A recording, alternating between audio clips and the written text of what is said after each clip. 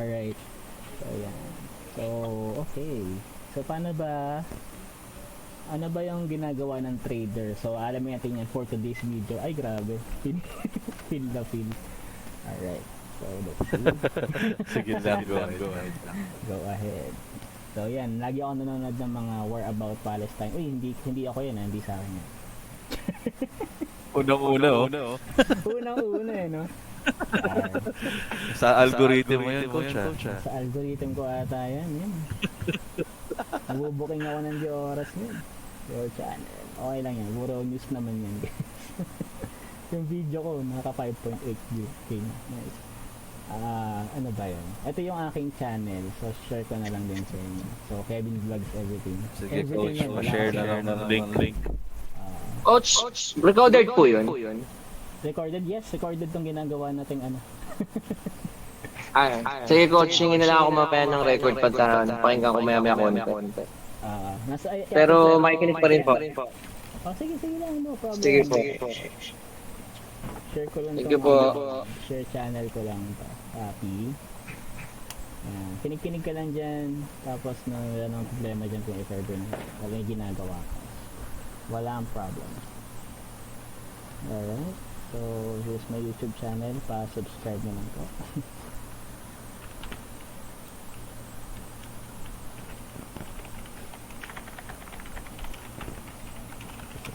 Pa-support po sa aking YT channel.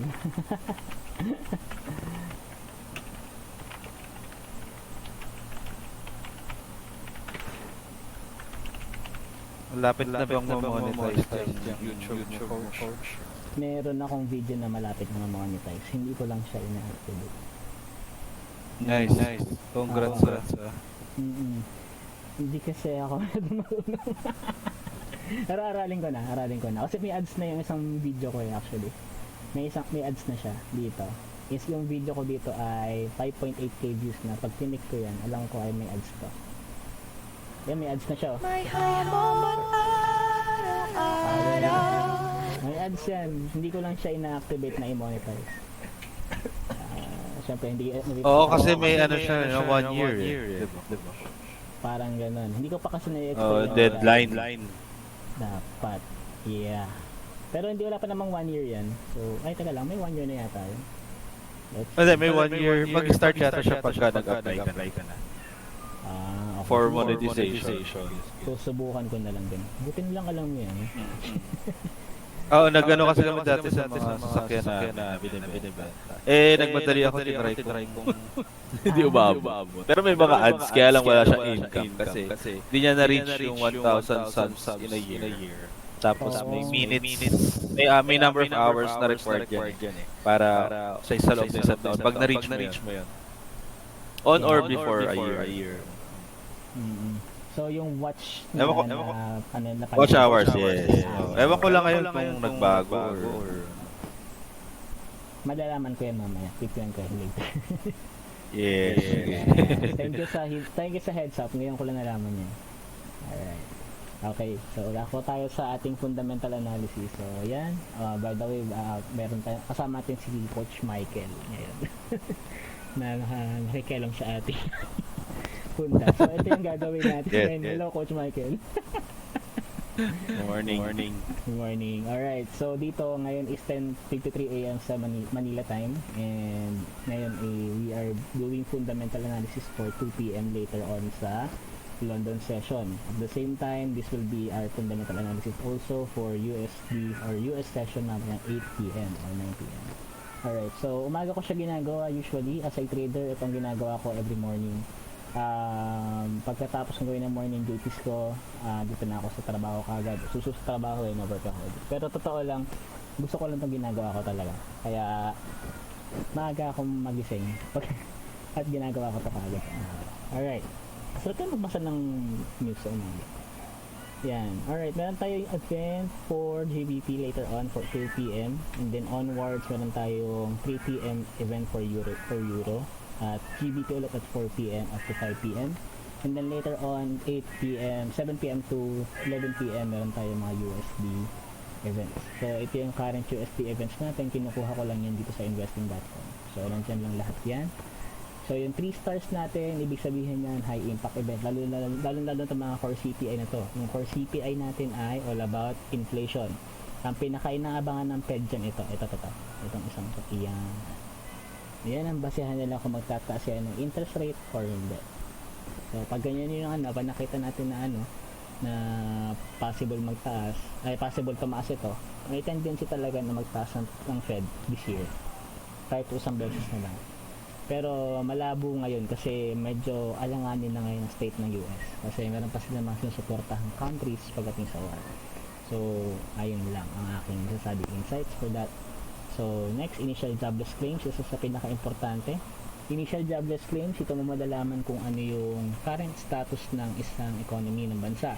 Kung may mga nagkatrabaho ba bilang na nasa working force at saka ano yung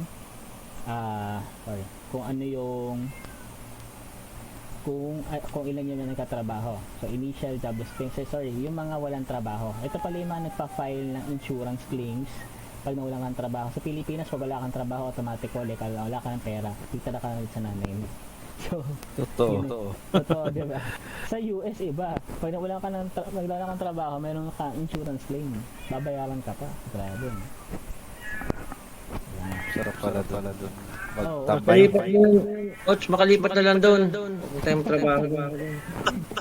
Joke. Yan. Kasi ginagamit kasi nila yung statistics na yan para malaman nila kung ilan yung may trabaho sa US at wala. So, by that way, force yung tao na magpalista doon sa jobless claims kasi may pera. So, alam nila, so accurate yung kanilang data. So, ikaw ba naman, kung halimbawa ako, wala akong trabaho, mailangan na ba sa Pilipinas na wala akong trabaho? Hindi. Hanggat hindi mo sasabihin, di ba? Diba? Oo, di ba, nagkamusta kayo ng kaibigan mo, sabihin mo, ng trabaho mo, wala na akong trabaho. Akala ko doon ka pa nagkatrabaho. Diba? Sa US, alam yan. Pag wala kang trabaho, syempre may pera eh. Record. Nasa data talaga. Coach, pwede mag-question. Sige lang. Yung sa CPI, kasi yung forecast pababa di ba? CPI, Tama ba? bababa. Pababa. Anong so meaning ang effect sa USD? Bearish po ito sa USD. Okay. Yan yung bearish sa USD, and possible din na maging bullish. Hindi natin alam currently, neutral po ito. Nasa neutral state. Kaya waiting talaga sa result. Yes. May time na sunod dyan, may time na hindi. Pero pa natin malalaman yan, medyo komplikado na. Kasi bago mo mabuo yung CPI, kailangan mo ng daanan yung PPI, PMI, at saka yung ADP non-farm, saka non-farm payroll. Kailangan alam natin lahat yun. Yung numbers nun. Tapos i-correlate mo siya. Para malaman mo ano ba naging lagay ng economy. Tapos ibabangga mo yan dito. Meron yan dito eh. Para lang malaman natin kung paano siya ginagawa. Sa play natin. Previous. Hindi, sa future, sa October 26, lalabas yung advanced Sa GDP. future. Yeah. Okay. Lalabas ang GDP data ng US. So may kita natin nasa 2.4 na siya ngayon. Kita natin 2.4 na siya. 2.4% na lang, malapit na sila mag-zero. Ang sinasabi nilang zero dito is almost recession na. Recession na po ang zero. So 2.4% na lang recession na sila. So yun ang inaabangan nila. Ayun ang ayaw mangyari ng Fed. That is why nag-pause sila noong nakaraan lang para tumaas to bahagya. Para at least maging 3 or 2.5, 2.7. Para pag nangyari man yun sa October 26 at tumaas to ng konti, makakapag-interest rate sila sa next year. Yan sinasabi nilang soft and hard landing. So sa GDP sila nakatingin. Yes. Ngayon, nagkaroon sila ng recession last April 2022 at saka hanggang July 2022, nagkaroon sila ng technical recession that time. Anong ginawa nila? Nag-monetary easing sila, nag-quantitative easing na kung saan nagbigay sila ng pera sa mga tao that time. At at tumaas yung value ng dollar, ang katapat naman, tumaas din ng inflation. So, nabawi nila yung GDP, pero... Ano yung coach? Parang ayuda? Yeah, ganun, exactly. Yun yung quantitative easing. Parang ayuda yon na binigay, free money for everyone.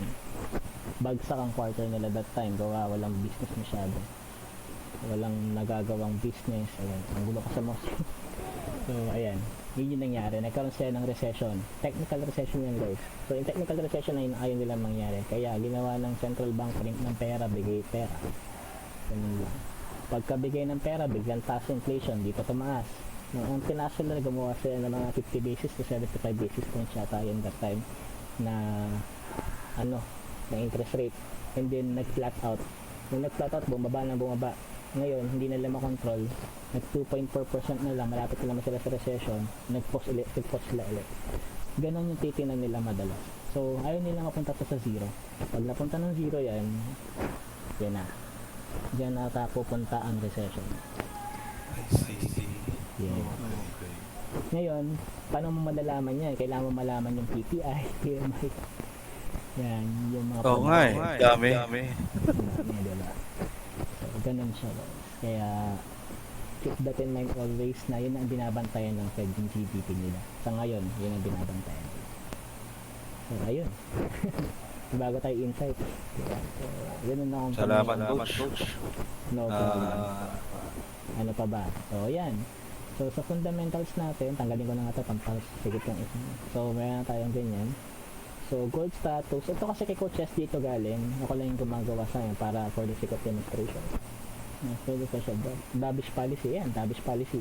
Hindi sila magtataas ng interest rate kahit pag ganyan. Alright. So, binigay na ni Coach S dito. So, I agree to that kasi wala naman talagang dovish ang US ngayon. Ang Fed. Ngayon, pati ko confirm. Pinata sa balita. Okay, so paano ba tumingin ng balita in a faster way? 15 minutes lang makukuha mo na yung balita. Ito lang ginagawa ko. XAU USD. Bawa, nag-apply kayo XAU USD. Punta ka sa broker mo. Kalimutan ang broker mo talaga para sure. Ito makikita natin dito. Parang familiar naman kayo sa ginagawa ko nito. Ito, yung ano na yan. Kita niyo yan? Ito. Yan yung fundamentals ng na gold. Alright? So, ito yung mga news release 1 hour ago, 2 hours ago, saka 4 hours ago. So, pwede natin siya i-click. Ito siya bagong tab. So, ganyan ako mag-click. Gitna ng button ng mouse nyo, pwede kayo mag-click diretso sa kabilang tab. Alright, so basa na tayo ngayon. Let's go. Gold firms ahead of US CPI data on cautious Fed approach. Ibig sabihin ng dovish ang Fed. At the same time, nag-firm, ibig sabihin umaakyat si gold ahead of CPI. Alright? So, sabihin na mataas ang chances na tama yung forecast. Mataas ang chances na tama ang forecast. So, yun yung nakikita natin so far. Sabay tayo sa news. So, mayroon tayong isang possible na dovish. Relation. Gold held firm next month. 2 weeks high, wala pa yan, mababa pa yan. Thursday at US dollar treasury stumbled. Nagkaroon daw na pabagsak sa US treasury yields. Federal Reserve cautious approach, interest rate inflation report could offer more clarity in ayan. So, wala silang say. Ibig sabihin nun, neutral ang Fed. Although dovish sila, pero most of the dyan, mukhang tama ang forecast ng bangko. Kasi yung forecast na nandito, bangko po gumagawa niyan. Private banks, hindi government. Kumbaga, speculation lang ng mga private banks. Right? So, hindi yan galing sa government. Yes, kaya... Lahat ng forecast, coach. Yes, coach. Thank you. Bangko yan. Private sector siya. Speculators lang yan. Meron silang special formula na ginagamit para ma-determine yan. Number. Mathematics pa rin. So, dollar, engagement, 2 mil. 2-week lows, maliit yan. Retracement lang yan, guys. Natuto kasi nasa technical din to eh. So, US confirm. Kino-confirm ko minsan yan. Kaya sabi yan 2 weeks low, DXY. Punta ka ng DXY. 2-week low. Ito yung 2-week low nila. Sabi nga, 2-week low nila. Ito yung 2-week low. Ito nasabi sa balita. So, para may idea lang kayo. Ito yung 2 weeks low nila. So, yan. Kino-confirm ko yun. Dito. A growing uncertainty around US economy with volatile data tightening financial Augustine first for publisher cautious stance month. Newly cautious stance last month. Dovish talaga. So dovish talaga sila basically. Position of the US Central Bank. Okay. Governor Christopher Waller on Wednesday said a higher market interest rate may help the slow inflation and let the central bank watch to see its own policy rates need to rise or not. Semi-hawkish tone ang tawag dito guys. So, semi-hawkish si Waller. Okay, pag semi-hawkish, ibig sabihin nun, medyo pabor siya sa interest rate decision. So, pasok pa rin yan sa bullish factors natin. May natin babalik, may natin puntahan yan. Alright. Bond market strategies hold their forecast in US Treasury. So, forecast, ayun, forecast ng saan siya, strategies ng bangko. Iba't ibang bangko kasi yan. US Treasury yields to decline by the year end. Ayan na. As well as 10-year yields have peaked despite of being proven wrong within days each previous monthly writers.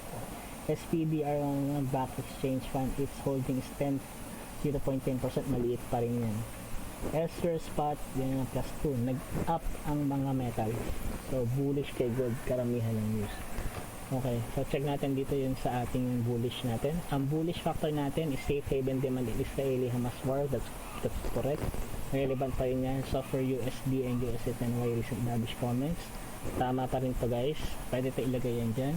CMA page Fed Watch Tool 84.3%. Saan nakikita yan? Google lang po natin. CME Fed Watch Tool.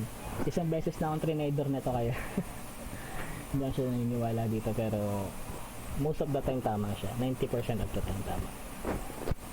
So let's see, 20 days before the official funds rate, 92% na nga kung tutuusin.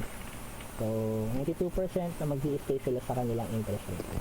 Alright, so i-add natin yan, i-edit natin ngayon yung ginawa natin. Nasa 92% na siya. Grabe. Tapos almost 0% na or 7.6% na lang. Grabe na. So 92.4% hold next month. Tama. Nag-a-agree yung ating balita ngayon. So meron na tayong tatlong bullish factors. Alright, ano pa tayo? Bullish pa rin na nakikita natin sa ngayon. Gold edges higher and especially market. Gold higher edges and session market amid falling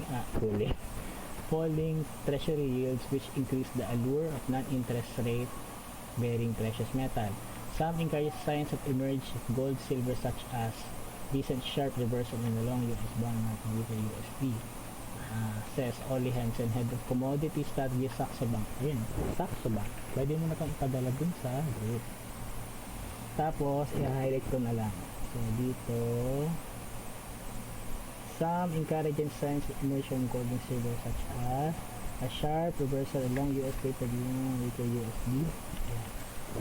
Papadala ko na yan sa group na ulit. Alright. So, ganun ako ng gumawa ng kumbaga habang nagbabasa ako, nag-filter out na ako ng information. Hindi naman lahat pwedeng ilagay doon sa group natin. So, magiging cluttered lang yung ating group.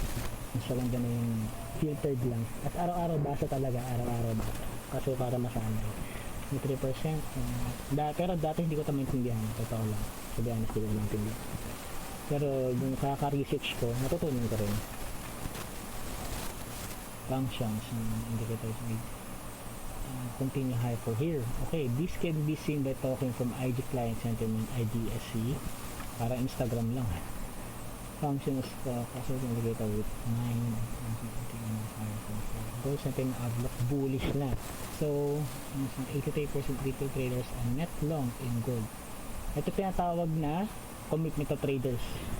83% shows 83% of retail traders are in net long position. Pero paano yung mga big boys? Yeah. Huwag tayo mapapaloko dyan. Kasi possible dito, yung 83% na yan, hindi lahat na nasa market. Maliliit na traders lang yan guys. So, there's a possibility talaga na hindi magkaroon ng malaking effect kay gold. Pero malaki din ang chance na maging bullish ito. So, yeah. So, dito since majority na continuously hint, prices continue to lower down. And by the way, nakita ba yung screen ko? Yung mag nyo na yung balita. Kasi nakikita yung mga text. Yes, cold. Kasi nakabasa na siya. Reversal hire. Actually, ang bless nga ng batch nyo kasi may ganito nagpupunda nakasabay yun mismo. Okay. Laking bagay sa amin yung coach. Sa amin, walang turo nito sa amin. Kami lang talaga. Kaya karamihan sa amin, technical analysis. Technical analyst rin yan sa amin. Ako lang ang punda. Oo, kasi wala nang turo. Tsaka mo coach magbasa. Tsaka mo coach magbasa. Oo, kahit ayoko magbasa pero natutuwa ako eh. May natutunan kang bago eh. Yun ang masaya. Natutunan mo kasi siya. Ayan, puro bullish actually natutuusin. So once continue to bounce sa February 1804, 1804 na NFT. So subsequently confirming break above the midpoint of Fibonacci retracement 1848, which is a placing focus sa 1840 inflection point. Immediate resistance yung today moving average. Ito yun. Muna tayo sa ating technical. Ganun ako magbasa. So kino-confirm ko sa chart. Ano ba, totoo ba yung sinasabi nila doon sa balita? At saka ano itsura niyan sa chart. Hindi ako basta-basta nag-rely doon sa sinasabi sa balita. Yung chart yung verify ko ng lahat ng information. So currently, totoo yung balita. Actually, may position dapat ako dito. PTP na sa PP1 na yun. Sarap. Ang kaso nga lang, hindi natapek yung aking buy limit. Kaya, ayun. Sayang. Hindi natapik yung buy limit ko, pero tama analysis ko. Sayang yung coach PP1 yun sa PP1. Sarap yan diba? Yun yung sinasabi niya dito. So, sabi niya 1848 daw yung sinasabi inflection point. Yung 1848, ito yun. Tama ba? Wait lang. 1848. Oo nga, inflection. Ito yung inflection dito. Ito yung inflection area. Ngayon, pag sinasabi dito, pag bumaba daw dito, hindi raw nagiging bullish yan. Pero pag umakit daw, possible na maging bullish na. So, kinonfirm ng chart natin na bullish na talaga si gold. So, kailangan na lang yung basagin na level ay ito. Itong level na to. Hindi ko lang makita na si gold. Hindi malayo. 1885. Yung level ng 1885. Yun na lang kailangan niyang basagin. And okay. Pag nabasag niya yan, wala. Sure yan. Bullish na si gold. Okay.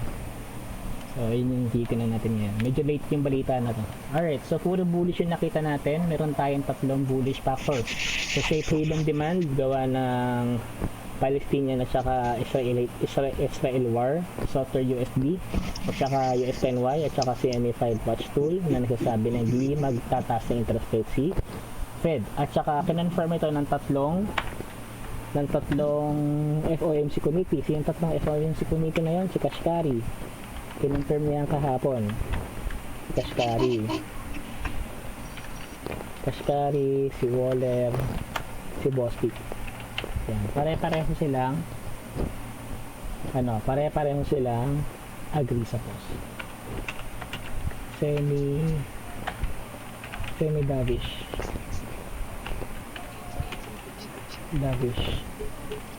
Diba? Ganyan akong mag-note. So, mamaya mababasa nyo yan doon sa chat room. Semi-dovish. Kasi kailangan pa rin, naniniwala pa rin si Waller na dapat medyo taas ang tayo interest rate. Pero next year na yan. So, dito.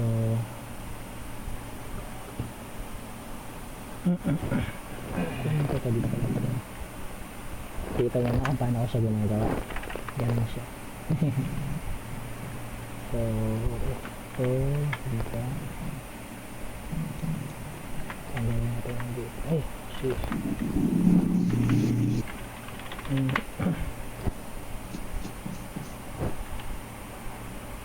Uy, nangyari.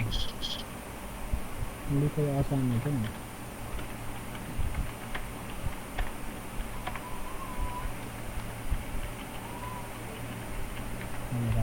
Alam mo rin kung sino yung mga dovish tsaka sa mga dovish at dovish. Alright, so confirm yung mga tao. Alright. So medyo mabilis ako magbasa, no? Nabasa ko na agad. Alam ko kung sino yung tatlong dovish na FOMC committee members. Yes po. Pag sinabing dovish, Ano yung sabihin? Ang ibig sabihin nun, pabor sila, ay hindi sila pabor magtaas ng interest rate. So against sila sa interest rate. Okay, thank you. Pag hawkish kabaliktaran, sila naman yung tipong we should further raise interest rate if necessary. Ganun sila. Hawkish yun. Pero pag sabi nila we should stop, hindi sabihin nila we should slow down the rates of interest rate because we have already done enough. Yan, mga ganun yung sabi nila. So always watch out for those. Alright? Okay, so gagaling ka niyan, coach. Ako, yun lang naman kami. Magme-mentor lang kayo para mas magalingan kami. Yun yung number 1. salamat. Okay lang yung coach, makikinig lang kami. Sige lang, nagagalingan nyo pa kami ng kailangan mangyari. Yun ang goal. Alright, let's go. Play tayo. So nakuha natin tatlong bullish, yun yung tatlong sure na bullish factors. Nabasa natin yung kanina. Medyo bilis ako magbasa guys, so yun yung nakita ko kanina, yung tatlong yan. Confirm hanggang ngayon. Hindi ko babaguhin to. Next, bearish factors. Pero dito nakalagay, si Coach FD yung nakapaglagay niyan. Pero confirm natin kung paano niya nakuha yan. Paano tayo kukuha ng bearish factors?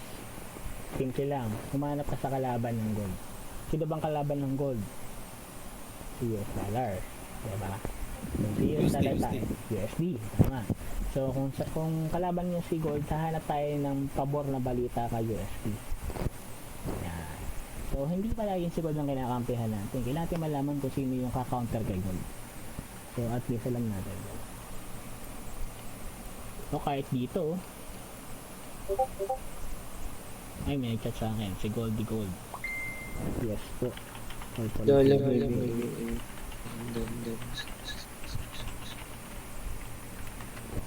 Alright, so dollar hovers near 2 week. O, nabasa natin to kanina eh. So yung balita na to, naging balita rin siya sa DXY. So yeah, I think pareho lang din to ng tono kanina. Rated, o diba? Same lang. Same lang. Same lang. Iba lang yung words pero same lang. Diba ang bilis na laman? 105.55. 105.55. Significant level to kasi dapat ang mangyayari triple top kagad, no? Naisip kagad akong triple top. Triple top, diba? One, shoulder, head, shoulder. So, possible na triple top. Pero medyo nagkaroon na retracement dito eh. Kaya medyo parang hindi pa siya qualified. Pero pag ito nalampasan niya, possible na verified to na triple top. Pero, sa ngayon hindi. Kasi possible na gawin niya kasi since medyo maganda pa yun naman na US data sa ngayon. Kung magiging bullish yung CPI, pwede mangyari to. Babagsak ng ganon. Expect dito. Retreat ng konti, akyat dito. Ganyan ang gagawin ni US dollar pag cover kay CPI. Pero ang sinasabi ng news ngayon, kasi sinasabi ng news, galing sa taas, pababa. Kailangan. Galing sa taas, pababa. Yun yung sinasabi ng news ngayon. Galing sa taas, pababa. Kaya, ganyan. Kaya sinasabi ng news. Pero ang sinasabi ng technical analysis, ito. Kasi ang kapal ng resistance, ang kapal ng support na to. Kapal yan. Monthly yan, monthly support yan. So, medyo matigas-tigas yan para basagin. Kaya sa technical packet siya. Sa news, sa tingin na baba. Either way, ano man yan. Pag tinibo ko kaya, tinibo ko kasi throws 38.2. At sigurado, para masaya. 38.2 pareho eh. Sa 50%. Okay, so yun. Okay, so yun ang possible. Yun ang pinaka-possible. Alright. Possible triple top. Possible triple top. Unless na-confirm ito. Yan, pwede yan. Pero pag hindi, re-range lang yan dyan. Okay, so yun Next. Beneficial. Yes. Economy, oil prices, financial market support, and is proceeding carefully determining its contribution non-conforming. Guys, alam niyo ba't hindi sinasama sa CPI ang oil? Ba't hindi sinasama yung oil prices? Ano ko? Sorry. Or alam niyo na hindi sinasama yung oil prices sa CPI? Hindi, wala kami idea. Ayan. Sa CPI, hindi sinasama ang oil prices. Kaya kahit tumaas siya na bumaba, walang pakialam sa inflation dyan. Although makaka-effect siya, pero minimal. Ang hinahanap ang nasa inflation data lang ng US yung pagkain, yung mga necessities lang. Pero hindi kasama yung energies, like oil at saka electricity. Okay? Kasi napaka-volatile nito. Napakadali magpataas ng CPI niyan. Pag ganyan lagay mo sa CPI, lagi mataas ang inflation ng US. Kasi ang taas talaga ng inflation is pag nilagay mo ito. So hindi na siya fair para sa tao.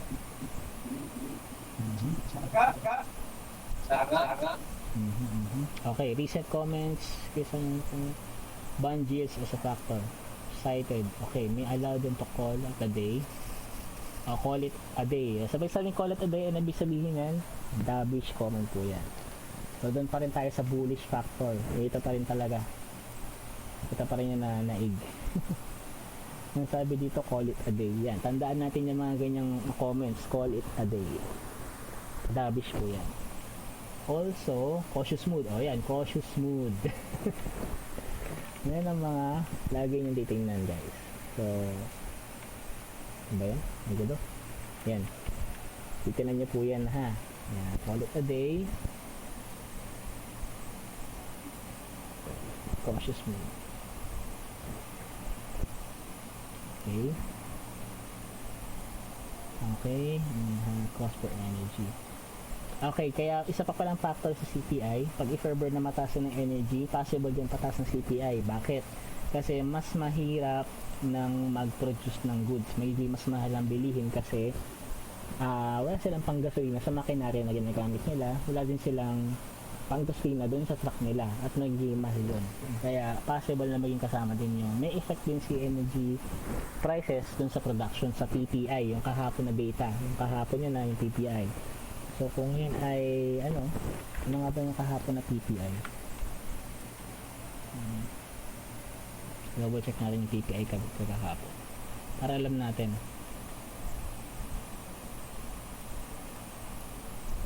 PPI kahapon ang taas oh. Nansin nyo? Kasi tumaas din yung oil. Konektado yan guys.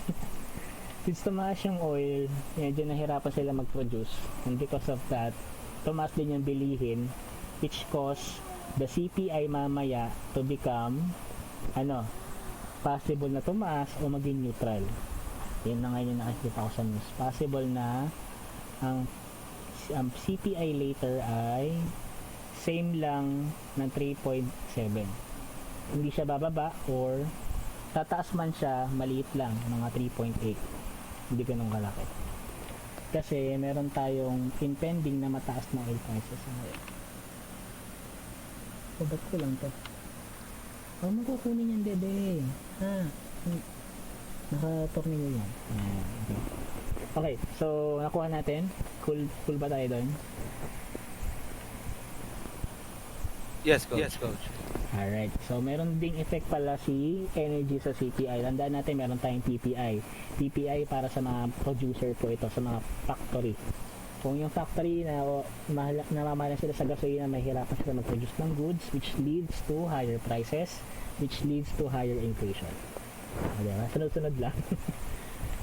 Alright, so downside surprise, likely to case when the finish tightening cycle. O, tinan mo, isa pa yan. So, downside surprise to inflation will likely support the case of papadala ko sa group kasi importante yan. Diba? Padala ko na to sa group. Game plan discussions. Padala ko yung sa group nyo. Diba? Ganun siya. Ganun lang ako gumawa ng funda. Pag may nakita akong something na significant, ilalagay natin na. Pwede nyo rin gawin yan guys sa group ninyo. Kung sino man ang gusto magfunda. Masaya magfunda guys. Nakaka-boring lang siya sa umpisa, pero pag natutunan niyo siya, parang ang tali-talino niya. Ito lang. Legit. Okay, final 25 pesos point.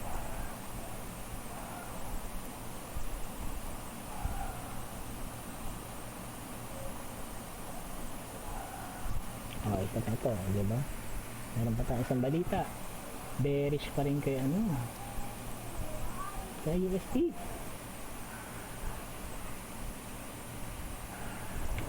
Bearish pa rin kay USD, guys. So malamang sa malamang, bullish na si gold. Ang dami niyang factors na puro bearish kay USD pero bullish kay gold. Saan ba yung Discord? Papadala ko lang ito sa Discord. Yan. So yan, Euro USD up. Kung nag-up yung USD, Euro USD, sabihin nun, lumalakas yung ibang currency compare kay US dollar. Oh. Keep that in mind. Alright? So hindi yan tayo nakafocus sa USD, nakafocus tayo sa ibang currency. Pag ibang currency tumataas, mabagsak si dollar. Alright? Tandaan natin, yung Euro USD, USD JPY at saka yung GBP USD ay para-parehong safe haven asset. Pag yan tumaas ang isa sa kanila, nahina si US dollar. Para bang 4 against 1. Yun yan. Yun yung laban sa US dollar. Okay. Bond yields as Middle East fighting. Ha? Bearish na naman. Diba? Bakit bumabagsak ang yields? Ayun nga, bigyan nyo ako ng sagot.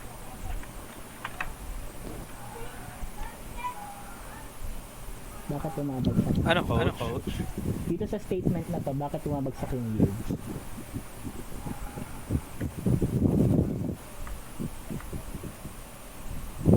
Wala ko idea. Alright. So, ganito siya. Bakit bumababa yung bond yields, sabi nila. Sabi dun sa according sa Middle Eastern fight. Ibig sabihin po nito na wala ng interest yung mga investors. Ibig sabihin ng investors, even though kumikita sila sa interest rate, marami sell off ng US 10-year yield. Maraming sell off ng US 10-year yield ngayon. Pangalawa, merong Palestinian war which attracts investors to invest in gold dahil there's a possibility na magkaroon ng problem dun sa economy ng US pag nag-support sila. Lalo na ngayon, dalawang bansa na sinusuportahan ng US. Ano na yon? Ukraine at saka Israel. So it means sa taas yung demand nila sa dollar and possibility na madamay yung 10-year yield na kinakatakot ng investors. So yung mga investors, ilipat sila sa ibang asset like gold. Kaya bumababa si bond yields. Okay po. Ganun.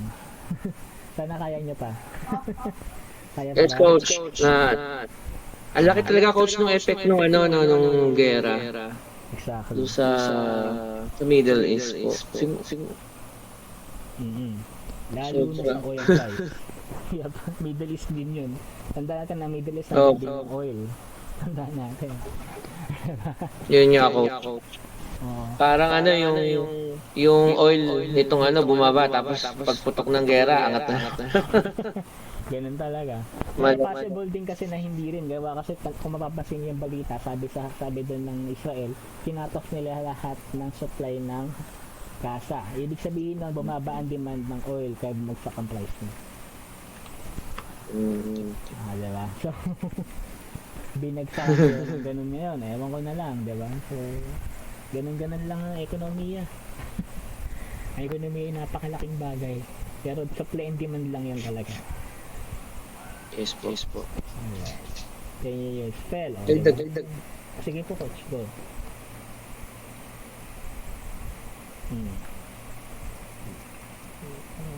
Establish the market. Oil price extend declines when top OPEC producers of the rate pledge to stabilize the market. Nag-give up sila ng cuts nila. So, nagka-cut sila, di ba? Ang balak nila mag-cut hanggang December. Nagkaroon ng change of plans. Ang ginawa nila, nagdagdag sila ng supply. Kaya bumaba din ang oil price. Alright. Okay.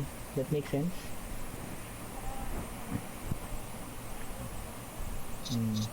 Grabe, no? Isa for ng emergency unity government on. kawawa yung mga Palestinians. Nakakaawa din naman yung Israelites. Kaya, no? Hirap. Oo, coach. Parehas naman sila may damage. Pareho silang may pinaglalabang kaso, pero di may damage. Ayun lang. Ako. Naawa ko sa dalawang country na yun. Pero sila may pinaglalaban kasi kaya... Kaya pinagkakitaan natin sila. Hindi naman tayong trader.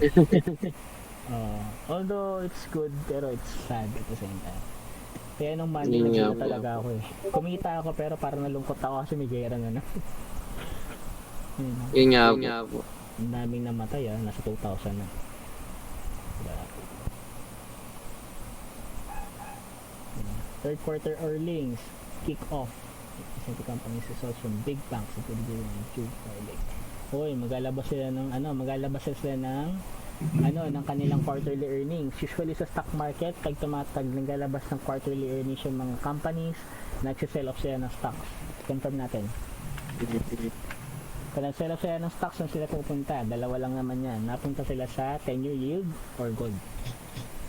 Bahala na sila kung saan nila gusto pumunta.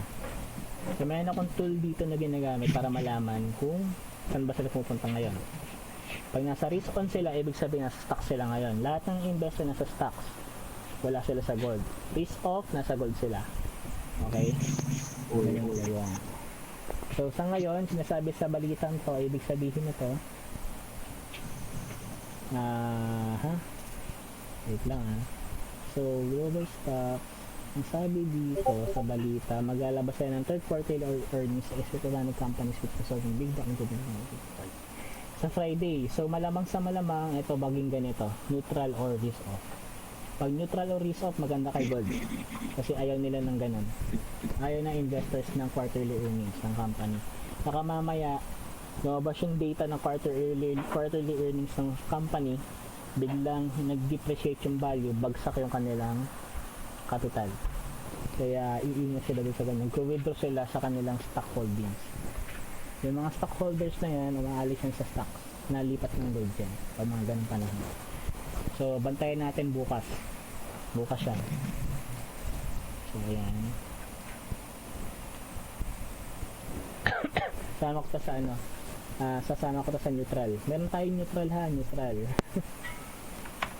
Yan. So, stocks, company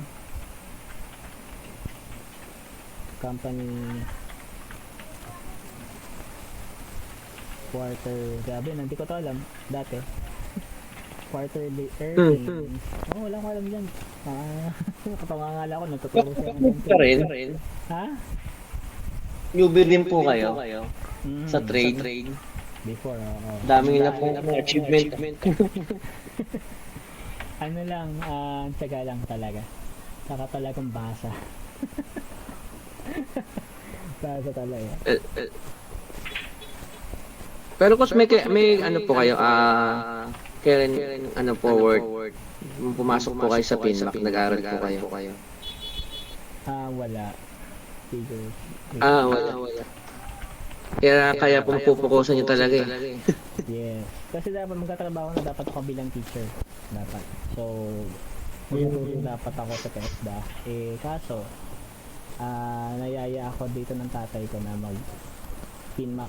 Kasi sinasabi ko, pinagkakay ko talaga ng matagal na sa Lord, bigyan mo naman ako ng financial freedom kasi ako mag-aaral ng forex. Ngayon, I have prayed for that, matagal-tagal na rin. Mga 2 years ago siguro, 1 year ago. And then, yun nangyari, sinagot naman ni Lord, and because of that, nandito na ako. Blessing pa rin po kasi nagtuturo ka pa rin. Tuturo pa yun ako, di ba? Yes, pero ano na. Oo, at the same time, nakapag-focus po kayo dyan. Exactly. Tapos may bayad pa. Di ba? Nag-trade ka, Oo. nag-bayad.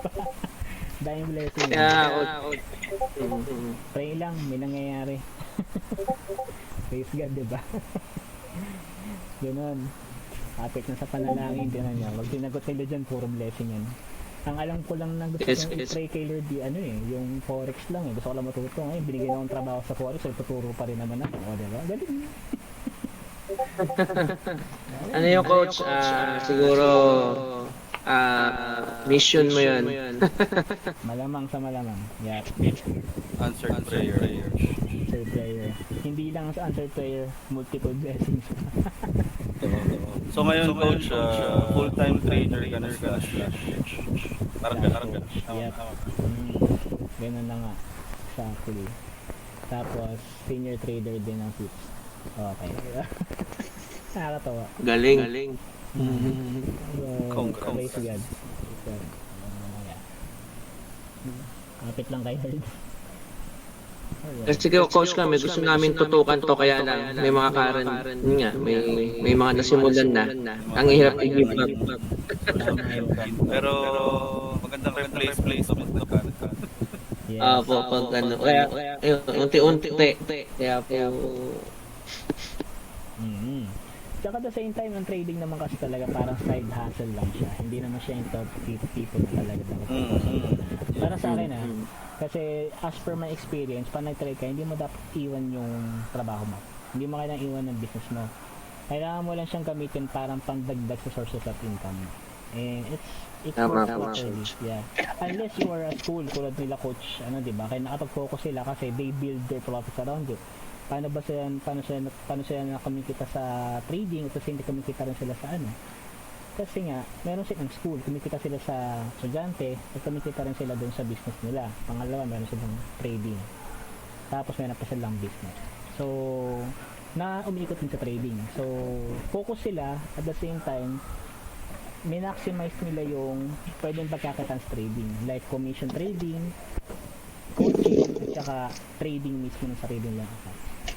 Ganun sila. Kaya well, coach, yung ano naman, tuition, parang di naman kaya i-survive yung expenses ng PinMac dahil ilan lang naman kami student minsan. baba ang tuition fees, samantalang sa ibang 200k yan. Parang hindi naman kaya i-accommodate ng PinMac yung expenses nila sa tuition. Tama. Coach, nag-inquire ako sa turn to trade dati. Sobrang mahal pa. 65,000, tapos ilan po kayong staff, tapos ilan po yung senior trader na kailangan nilang Nasa huli. bigyan. Kaya sabi ko, hindi sasapat talaga yung tuition. Exactly. Tignan niyo, ang baba nila maningil. Ang Coach, question. Hmm. Ilang months ka na talaga nag-trade? Simula lang. January, February, March. From March hanggang ngayon. March, April. Talaga? Bilis naman na yung coach. Pero grabe yung Grabe na yung coach. Praise God. Ilang buwan? 1, 2, 3, 4, 5, 6, 7 months. Parang Wow. Parang ilang taon na. Galing, parang ano na po kayo. Medyo 7 months pa lang pala. Pero ang dami na po talaga sa fundamental. Actually, lahat po. Karamihan. Pero hindi ko pa man talaga alam lahat. Pero sa terms, inaral ko yung terms, inaral ko yung correlation, yung sinipagan ko magbasa kahit nga tamad ako. Yan, natuto ako lalo. So, yan. Yan yata kalaban talaga ng lalaki magbasa eh. Totoo yan, guys. Totoo yan. Correct. Agree ako dyan. Agree ako dyan. Agree din ako dyan. Huwag siya sa magsulat. Mga lalaki, hindi tayo nagbabasa. Tumitingin lang tayo sa picture. Totoo. Picture sa number, okay na yan. Ano yun? Yan. Hindi ako magbasa. Pero coach, kahit nakakatamad magbasa, kung ginagawa natin, very interesting. Diba? Very interesting. Exactly. O para bang iisipin mo bakit ganun yung nangyayari? Ba't ganyan yung news na sabasahin mo? Ay, ganito pala yun. Correct. Ngayon, nagkakaroon ng linaw. Diba? Nakakaroon na lang ng liwanag. Parang miracle na maliwanag ang buhay. Silver lining. Kaya nga masaya magpunda kung marami kang kausap.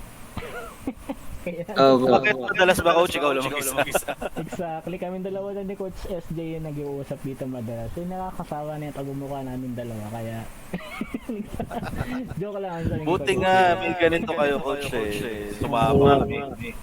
Kasi ito talaga yung mga hinahanap namin.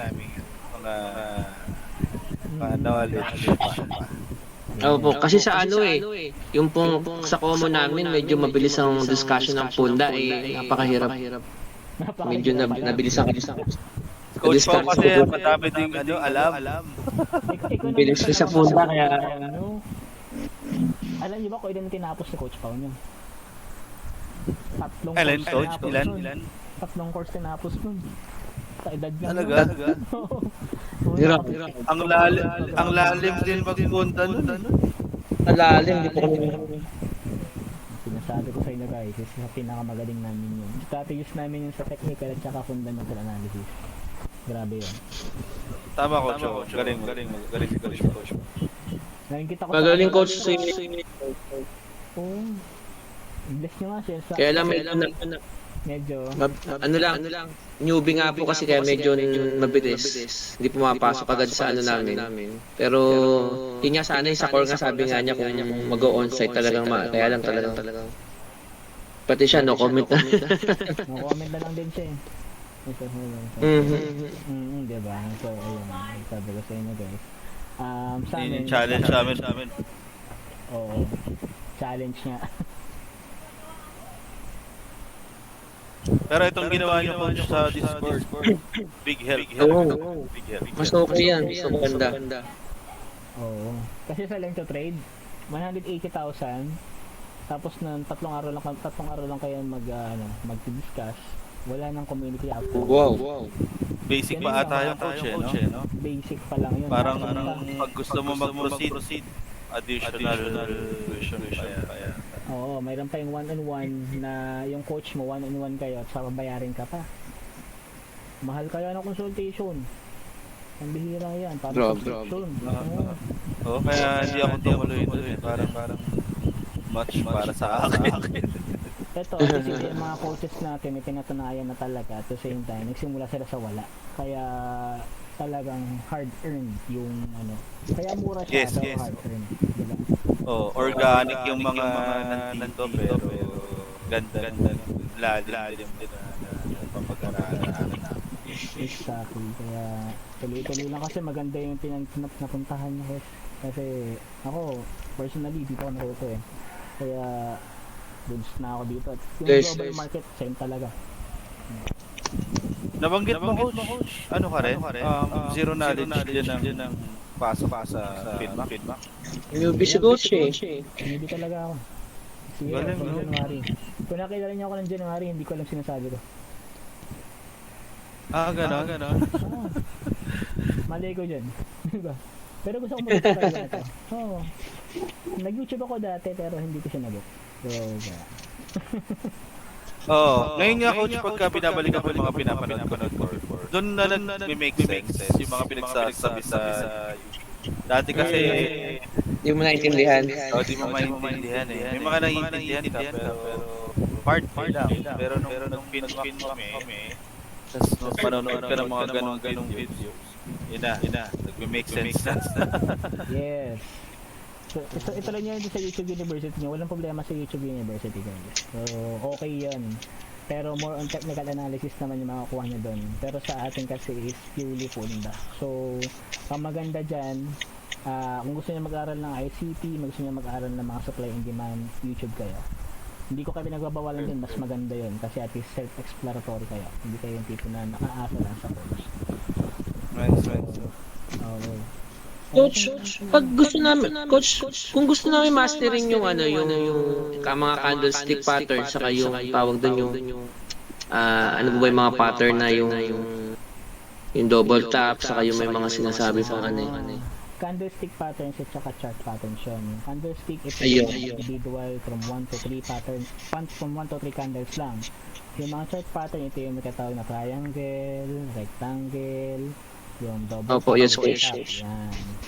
Dapat sinusulat mo Nalilito pa kami dun, sabi ko nga, may mga nakikita sila coaches na hindi pa natin nakikita about sa chart saka sa candlestick. baka may third eye. Iba na yung nila, iba na yung definition nila sa chart. Tayo kasi. Pag sinilip nila, yun na yung mga nakikita nila. Pag tinitigan eh, Yun eh. Kahit wala yatang ano yan eh. Yung mga drawings, tsaka indicator, alam nila yung Oo. May mga ano eh, may mga chart pa na sila eh. Chart saka yung ano yung nga yung candlestick. May mga confirmation sila sa candlestick eh. Exactly, kasi gusto kasi nila na ano, actually, minastart talaga nila yung candlestick, pero totoong ginagamit nila yung candlestick. Para sa akin ang pinakamadalas gamitin yung anim, yung big six, na tinatawag na ano yun. Yung hammer, shooting star, bullish harami, so, yun lang. Yung teaser, yun lang yung mga ginagamit talaga karamihan. Tapos, kung gusto niya makita yung mga ganong klase ng pattern, sa higher time frame kayo tumingin sa candlestick.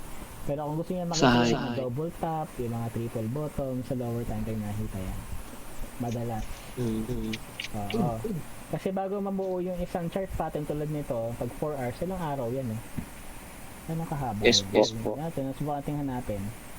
Ilang araw to. No, nagbuong simula tayo dito. Okay. 2 weeks yata. 19 days bago nabuo yung pattern. Pero kung sa 15 minutes yan, nakakita na kung ano-anong pattern. Yun nga lang, hindi mo alam kung susundin kasi baba ng time frame. Ganun siya guys. Kaya kami, tumitingin kami ng patterns. Most of the time, candlestick ang tinitingnan namin. Hindi kami tumitingin ng patterns. Most of the time kasi yun ang pinakamadalas sa time frame. Yep. Sa higher time frame yun ang pinakamadalas. Coach, question ulit. Sige lang. Ito yung ginagawa mo everyday, nagpupunta ka. Fundamentals mo na talaga inuwa mo. Yes, coach. And then after that, doon ka nagpa-price action. Yes, coach. Technical. Nasa hanap ka na ng opportunity mo to buy or sell. Yes, exactly. Yun yung Ano bang trading personality mo, coach? Matanong lang. swing. Swing. Ayan. Okay. Turn over Tayo na. lahat, Coach Michael eh. Day ako eh. Day ka ba?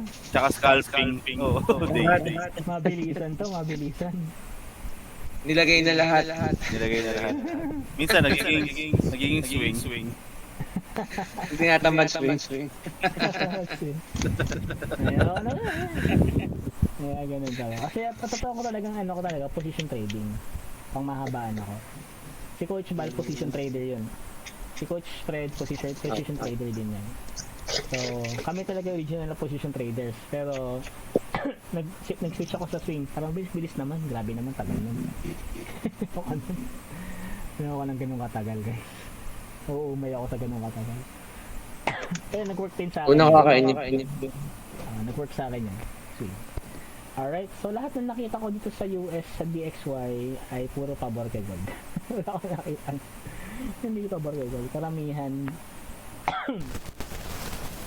bearish for USD. Ba yan? Economic resilience. Tama naman to, pero mukhang matatapos ito sa sunod na linggo. Itong yung economic resilience ito, paglabas ng CPI, tapos to. Ayan na yan. Nawala yun. US, itong oil prices, actually, mawawala na to next week. So, stay ko lang yun dyan. Ito muna yan. Diba? So, meron pa akong isang chart tinitingnan guys. Meron pa akong isang chart tinitingnan. Ito yun. Para matapos na lahat ng aking tinda. US 10 bar. Ito yung 10-year yield sinasabi nila. Ano ba yan? Bumabagsak si 10-year yield guys. Ang lalaki ng binagsak. Kita nyo yan? Laki nyo. Oh. Ayan, marubuso yan. Bearish marubuso. Ayan yung bearish marubuso yan. Kaya, ayan. At least alam nyo kung saan nakikita yung mga ganyan. Sabihin, pag bearish marubuso, ano ibig sabihin nun? Bearish po yan. US 10Y going down. Gold going up. Check natin ang balita sa US 10-year yield. Same lang din ang balita sa gold. Same lang. US, balitang ganyan lang. US stock gains. 5 minutes into in focus. Solid economic growth. Ayan, pressures that remain above 2% annual rate. Expected. Wala. Mixed along with lower ending Nope, wala talaga. Walang kwenta yung news. Pangit. Ang pangit ng news sa US. Guys. Walang Gold pangit. lang. Puro gold. Lamang kay gold. Kasi kayo naman sa technicals pa lang, oh. Marubuso na kagad, oh. Wala nang tatalo dyan. Pag ganyan, dire-diretso na yan. Laki yan, oh. Tapos pag titignan mo yun sa lower time frame H4, double top yan. Diba? Diba ang galing? Daily, dalawang maliit na antena lang yan. Ang cute sa daily. Kita mo agad, coach. Oo. Double Mga top. mga na-practice na yung Rasengan eh. Yung Rasengan, yung tawag ito na-practice yung tawag ito, yung sa mata. Yun, yung na-practice na yun. Kaya, yan. So, bakit ko nasabing double tap yan? Pakita ko sa inyo guys. Bakit ko nasabing double tap? May neckline ka, may respect ka dito. Ano ibig sabihin yun guys? Confirmed double tap. Diba? Ang bilis lang nakita, no? Sanay na eh. Oo nga. Kita mo na agad, coach. Diba? Pag pinibo mo pa yan, Fibonacci sequence natin, halos 38.2. Pag 38.2 guys, isa sa mga sigat ng Fibonacci, pag 38.2 sobrang lakas ng bearish momentum. Hindi siya umakyat ng 50%. Respecting the neckline. Dapat ang-sell ka dito. Sarap mag-sell dito sa area na to. Sheesh. Diba? Kung US 10-year yield ka, diba? Sure yan. Sure ball talaga yan. So, pag napunta ka naman sa lower time frame, checking another one, pwede ka pa mag-sell ulit dito sa area na to. Bakit? Ito yung recent swing low niya. 61.8%. Saktong-sakto. Do not close below. Bagsak pa rin yan. So, technical wise, si US 10-year yield ay starting to become bearish. Alright? So, yun. So, ang funda natin, summarize ko na lang. So, meron tayong mga bullish factor for gold, 3 bullish factor at saka 5 bearish factor. So, magkakaroon tayo ng 4 to 5 ratio ng bullish to bearish factor. So, yung ating neutral factors naman, yung lalabas na economic events mamaya at saka FOMC meetings, CPI. At the same time, yung Israel-Hamas war update. Hanggat hindi pa ito natatapos, wala pa rin conclusion kay gold kung aakit o hindi.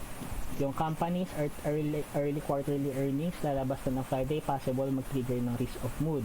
Mas nabing risk-off mood, possible po na lumipat sila sa gold. Dahil, natatakot ang investors pag naglabas ng quarterly data yung company at lugi sila, bagsak ang kanilang capital. Okay po? So, ang ating fundamental, neutral to slightly bullish, geopolitical tension, tama pa rin to. Future outlook, neutral to bullish. Alright? So, other important statements, hindi ko to nilalagay usually kasi mahaba na to masyado. So, ito na lang nilalagay ko. Waiting for CPI. Alright? So, papadala ko na to ngayon dun sa ating group. Diba? Ano lang? Yes. Yun ang trabaho ko. Yun ang trabaho namin ni Coach SB. At least, coach, alam namin kung saan nyo kinukuha yung mga kasi ang hirap pagka nakita namin, saan ba ikaw kinuha yun? Pag may results na. Yes. Tsaka yung explanation, coach. Siyempre kung babasahin mo lang siya, ano ba yun? Saan ba kinuha yun? Kaya hindi po, kung ba hindi magets. At least maganda po ito. Alam namin kung saan kinukuha sa napapaliwanag. Exactly guys. Yun na naman talaga yung namin. Sana makatulong naman, matulungan. Kasi totoo lang talaga, yung mga ganito talaga. Sa trading kasi, community dapat to. Community. Kasi, hindi lahat ng pa ikaw lang mag-isa guys. May tinatry kang master na isang bagay sa kung mag-isa, mahirap. Nakakatamad. Yes, coach. May stack up ka sa technical Mag-isa ka lang. Totoo yun. May stack up ka sa technical analysis kasi yun na yung kaya mong gawin. Kasi yun lang yung tingnan mo talaga. Pero what more kung meron tayong ibang traders na may insight pa sila na ganito pala, o diba? So, hindi natin Opo, alam opo. yun. So, kailangan alam din natin siya at the same time. So, pinapadala ko na siya yung mga ano natin dun sa ano, sa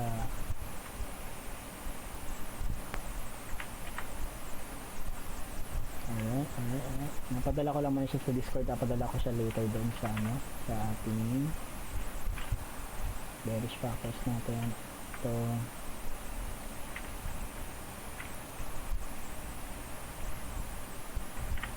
check lang. Pero dati napadala ko lang sa ating neutral factors.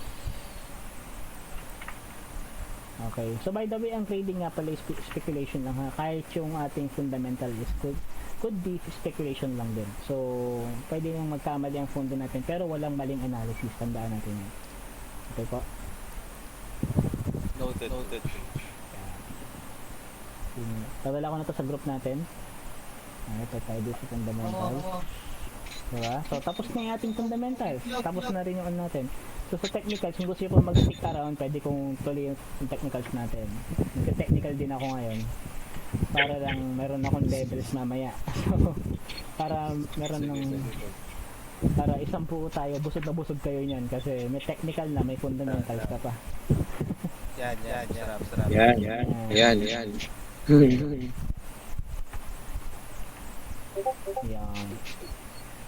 Lapit na tayo matapos, wait lang. Napadala ko lang sa group ninyo yung ano, lahat ng kailangan nyo malaman.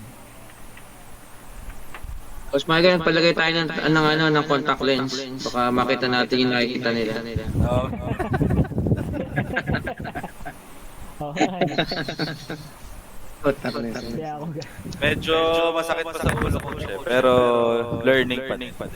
learning. Ganun pala guys. Takes time to learn. Ako, 7 months. Aling. Sobrang bilib ako sa phone. Tayo mga 1.5 years. 5 years lang. 5 years. So, yun talaga sa average trader, 5 years daw talaga yung pinaka minimum bago mag-trade. Kung consistent ka pa mag-practice na yung consistency mo pa dun ha. Hindi yung tipong pasulpot-sulpot ka lang. Kailangan yung 5 years mo consistent ka nagpa-practice araw-araw. Matututo ka. Pero yung pinakamabilis na recorded history ay 3 years. 3.2 years. Master na lahat. 3.2 years. Basta tuloy-tuloy lang po. Tuloy-tuloy, walang patin, tapos ano siya, parang daily habit mo na siya. Yes. Kasama na sa buhay. Buhay mo na, basically. Oo, buhay mo na pala.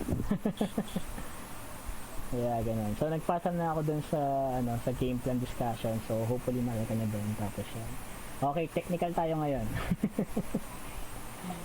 So, tatlong chart din. Kaya pa. Kaya pa. Sige, observe nyo lang ha. So, sa technical analysis natin, tatlong chart yung titignan ko guys. Hindi lang ako tumitingin sa isang chart. Yun din tatlong chart na yung titignan ko. Sa gold lang yun hindi pa kasama yung Euro USD. Grabe no, ang dami pa nun. Pero focus na ako sa gold ngayon kasi yun ang Tatlong chart, isang currency pair. Most of the time. Pero kung kaya mong gawin na i-correlate lahat sa isang currency pair, yun. Actually, commodity pa nga ito hindi pa ito currency pair. Mabigat-bigat na. Paano pa kaya pag currency? Oo nga pala. Yes.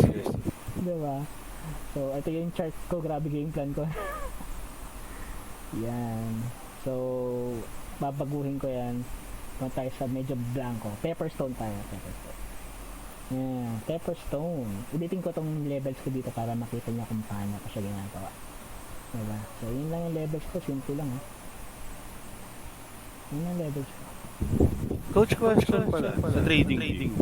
Nung nag-start ako tatlong indicator yung pwede. Ngayon dalawa na lang. Talaga? Subukan natin. Yung basic plan 2 na lang. Talaga? Subukan natin. Ichimoku Cloud. Tatlo na to Ichimoku Cloud. Aba, oo nga no. Nagbawas. Ay, two indicators as it's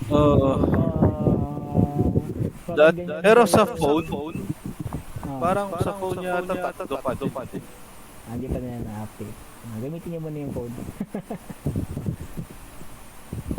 Kaya mapupersa ka mag-price action eh.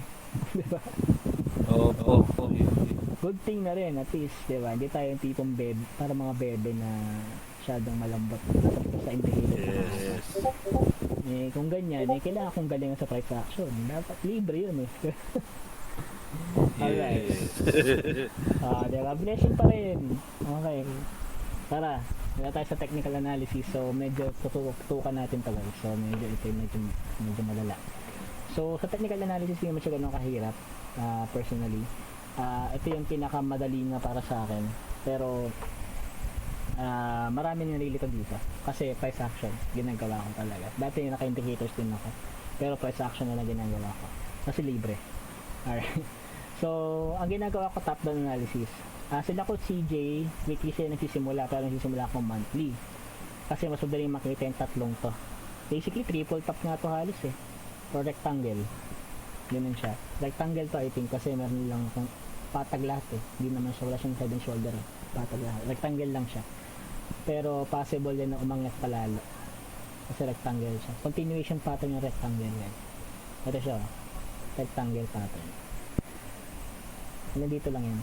Yan. Ayun ang rectangle pattern na nakita. Ang takbo niyan, paakyat. Takbo niyan, paakyat pa. Alright. So, yun lang nakita ko. Pansin ko lang. So, punta tayo na weekly. Kaya natin si Coach CJ kung paano ginagawa ni Coach CJ. Dito ginagawa ni Coach CJ. Para siya sa weekly, hanap siya ng levels. Ang notable levels, kung paano hinanap yung notable levels o yung mga points of interest, yun yung may multiple touches. So, ano ba hinanap natin yung mga multiple touches? So, paano ba nalalaman yun? Tinuro ko to sa Kalamba kahapon, tuwan-tuwa sila eh. So, multiple touches. 1, 2, 3. Tatlong ano yan, tatlong magkakasama sa isang level. Pag ginawa mo siya, rectangle siya. Gawa ka na rectangle. 1, 2, 3. That is an area of significance. Ibig sabihin nun, ang level na yan, pag napunta sa price level niya ng price, nag-react siya pababa. Palagi. So sabihin ng level siya. Ang level po ay hindi lang isang ganito ha. Ang level hindi isang ganyan lang. No, it's not. Dapat at least dalawa ang nakatouch na price action. Or dalawang candle, or dalawang touch sa level. Para makonsider siya as a level. Pwede naman makonsider as a level yung single touch, pero I highly suggest na gamitin yung maraming multiple touch. Diba? Dalawa. 1 and 2. Kita po natin? Yes, coach. Yes. Yan, okay. Ito naman po.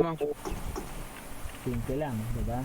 Yan, yung mga pattern, maganda yan. Mga pattern. May pattern ako nakikita Pattern. dito. May nakikita kayong pattern dito. Wala. May nakikita ako. Phone lang po kasi gamit ko medyo maliit. Pero parang... Chart pattern, coach.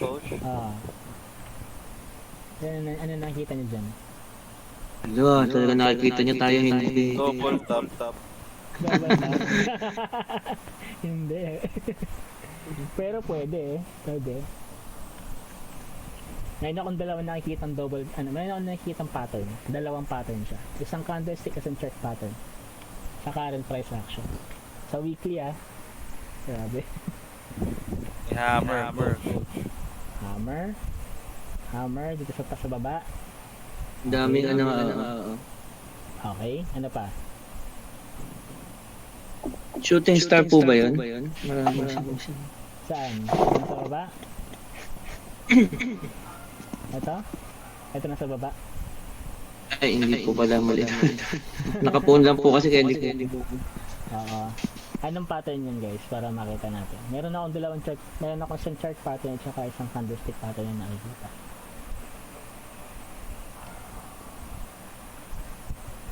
Yes. Kirit na? Sige, coach. Sirit na. Alright, meron tayong ang tawag sa pattern na to, yung descending tuloy. Yung anong tawag sa pattern na yan, yung tawag sa pattern na yan. Basta matanda ako mamaya. Tapos meron tayong shooting star. Meron tayong morning star na nabubuo. So, pag na-close yan, Morning star. morning star. May pag nabuo yan, pwede pang umakyat yan. At pag nag-breakout yan, malaking breakout yan, guys. Napakalaking breakout yan. Pakita ko sa inyo, guys. Wait lang. Remove. Ano pala, hindi siya rising wedge. Ano ba? Yung kabalitan ng rising wedge, anong tawag doon?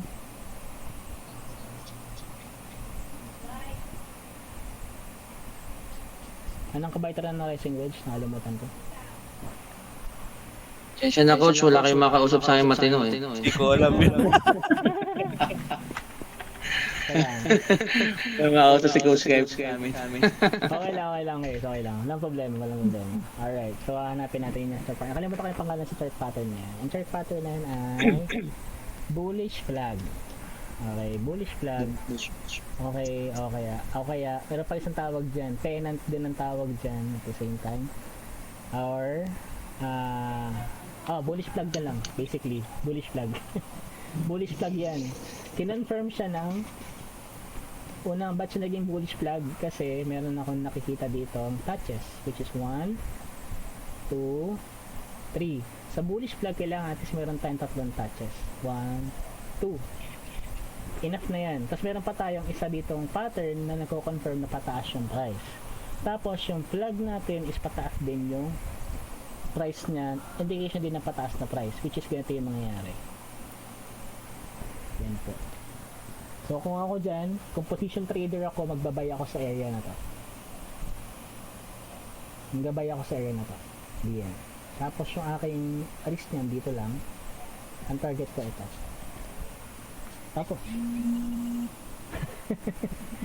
ganun siya. Bullish flag po yan guys. Tapos meron pa tayo morning star sa ilalim. Confirming.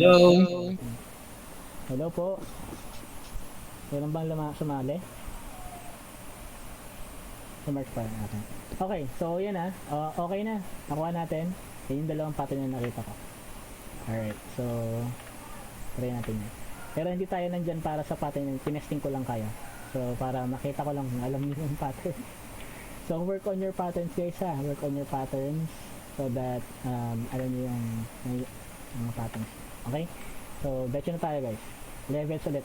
Levels. So meron ako dito sa weekly levels. Punta na tayo sa meron pa tayo nakikita ng level pala. Sorry. Question. Bakit rectangle ang gamit ko? Rectangle ang gamit ko kasi napaka-even niya. At the same time nagpapakita siya ng zone. Yung zone ko is yung isang buong lapad ng rectangle. Yan. Yan yung zone. Ang resistance at saka support zone ko kasi hindi lang siya single line. Actually, it's a zone. So, nag-range siya ng price. So, from 1952 up to 1961, yun yung kanyang zone ng resistance or support. Okay? So, ganun po siya guys. Dito nagkaroon ako ng significance level 1, 2, and 3. So, meron ako ditong 1, 2, 3. Alright. So, yan po yung aking mga significant levels ko. Confirming this level. Next, muna tayo sa daily. Wala na tayong makita sa weekly. Muna tayo ng lower time frame. May nakita tayong bago. May tayong nakitang bagong resistance level. Support level. Support level is here. From here. Here. Yan po guys. Okay? So, paano ko nasabi? Simple lang po. 1, 2, 3. Okay? So, medyo nakaka-confuse guys, pero yun lang talaga. So, umpisa. Alright. So, meron tayong levels din. Usually, pinagpapantay-pantay ko to kasi medyo maharap yan. Okay.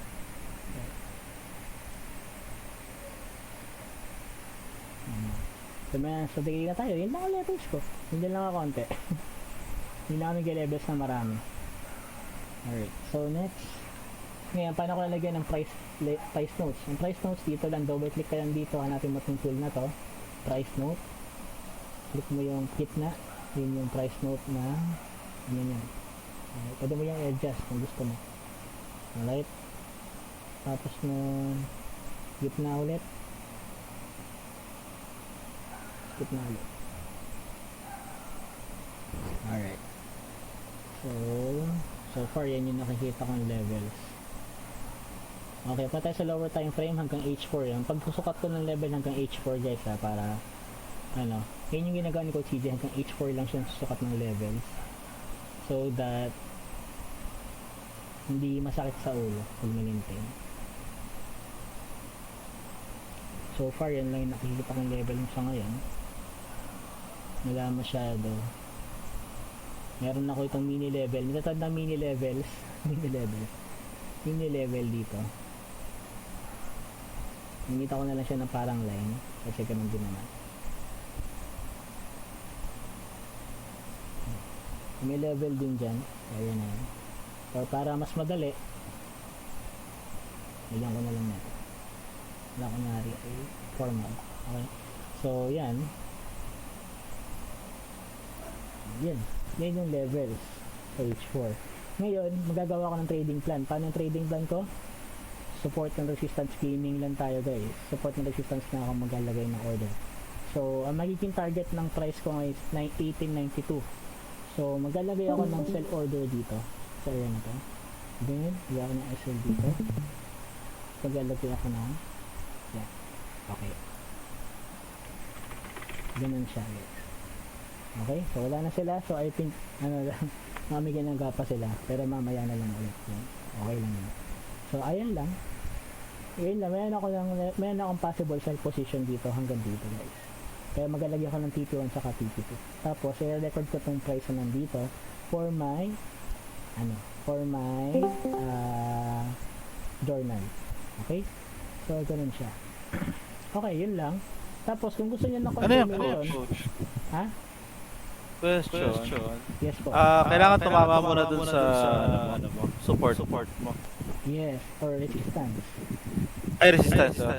Resistance. Kasi dito tayo sa taas. Resistance siya. Yes. Sorry. Yeah. Kailangan umabot mo na dyan yung presyo. Pero nakaano ka na dyan? May pending order ka na dyan, coach. Actually, wala pa. Possible Hindi pa lang yan. wala. Hindi pa ako naglalagay. So, possible lang yan. January lang yung ginawa ko. Huwag niyong gagayahin. Pag sabi ko, may sabi akong sales talaga dahil hindi ganun na. Analyze yung maigi guys. Yes. So, ganyan. Since ang fundamentals natin bullish kay gold, possible niya kasi na ASL niya lang to. Possible niyang ASL to. Why? Kasi hindi pa rin tapos yung gera sa Israel. At the same time, malambot ang US 10Y. Malambot ang US 10Y. Possible din ang gawin ng price ay butasin lang tong area na to. So, it's useless. So, tinandin natin yung fundamentals natin. Fundamentals natin, pabor kay gold, karamihan. So, kung papabor man kay gold, pagdating sa CPI, bubutasin niya to, mag-retrace, din ako magbabay. Alright? Pero kung medyo aggressive ka, pakaramdam mo lang na nababa siya, pwede kang gumawa ng ganitong short order. Pero yung pinaka-safe, abangan mo na lang umakyat dito yung price. Huwag ka pala mag-trade. Sorry. Huwag ka mag-trade hanggat wala pa yung CPI. Pag binasag ng CPI hintayin mo yung retracement deal sa taas na to, tapos dito ka mag-buy. Kung pababor ang data kay gold.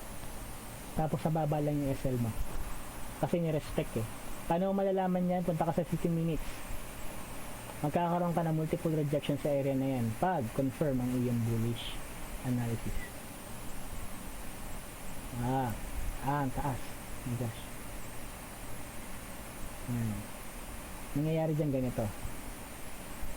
Ganyan yan. Dapat, meron ka dito, sa 15 minutes, meron ka dapat na maliit na retracement. Bari ang candle, tapos nagaganon pa yan. Kasi tisibo mo yon. Wala dyan hanggang dito. Then dito ka magbabay. Yan. Ganyan yung ginagawa ni Coach CJ. Sa retracement siya nagbabay. Breakout dito. Tapos nun, hihina yan, magkakaroon ng retracement, hihintayin dito, bumagsak, hindi pa yan magbabay. Magkakaroon ng liquidation yan dyan, possible. Tapos, pag-akit niya, hintayin mo yung next retracement, dito ka sumakay. Yan yung game plan mo. Ilista mo yan. Okay. Alright? Okay, kasi minsan, yung support ng resistance area, brawl area po yan. Ang brawl area, possible may liquidation na mangyayari. So, ingat po tayo dyan sa mga areas na yan. Paano ko nasabi? Nakikita natin sa previous niya, liquidation area po ito. Ito, halatang halata. Every time na tinatouch yung level na yan, ang laki na rejection. Ano? May rejection siya. So sa next, every time tinatouch ang area na yan, ang laki na rejection dito. Malaking bearish marubuso, bearish malaking candle, pero afterwards, ang bilis na rejection, inakit na rin. Liquidation area po ito. So there's a tendency na pag umakit ang price dito, since dalawang beses na siya nag-liquidation area, hihintayin mo yung retracement niya sa 15 minutes. Paka 15 minutes, confirm mo doon. Grabe, ang hirap. hirap ako ah. Yan. Punta ka doon. Pagdating dito, mag-liquidate yan saglit. Gatong kalakas siya, no? Kahit ako sa niya, liquidate yan dito ng gatong kabilis. Biglang akyat yan. Biglang akyat. Baba. Dito ako sasakay. Ititibo mo yan. Ititibo mo na yan. Copy? Copy ba? Yes, coach. Yan ang trading plan mo ba yung exit? Okay? Diyan ka mag-buy kasi ang tatargetin niyang level, eto na. 1900s ka na dyan, bro. Tapos ganong kalaki yan. Ganong kalaki yung tips na makukuha mo dyan pa nag-trade ka dyan sa area niya. Around 5,000 tips. Maging pasensyoso ka lang.